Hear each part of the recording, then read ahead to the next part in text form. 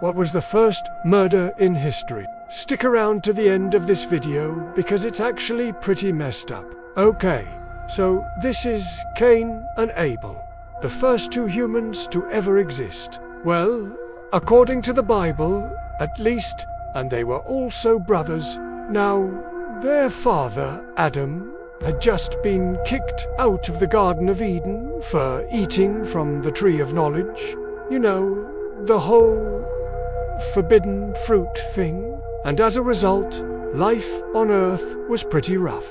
Like there were wild animals everywhere that wanted to eat you, and no one had invented farming yet, so food was scarce. And to make matters worse, God was super mad at Adam and Eve for what they did, knowing that their disobedience would cause their descendants to suffer. So, as a test, God told Adam and Eve that their first two sons would be killed.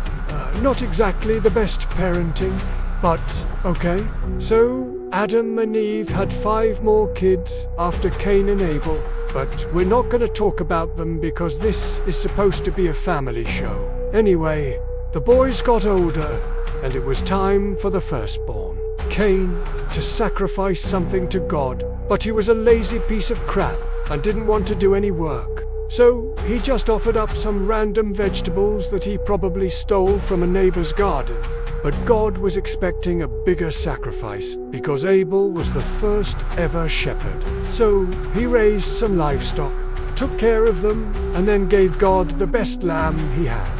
Of course, God was super happy with this, and in a fit of rage, he punished Cain for his laziness by turning him into a nomad, cursed him to wander the earth for the rest of his life, saying that whenever he tried to settle down, he would be killed. Then God put a mark on Cain's forehead to protect him from being murdered, and that S.Y. there, S a big old red X on this guy, S head in old school paintings.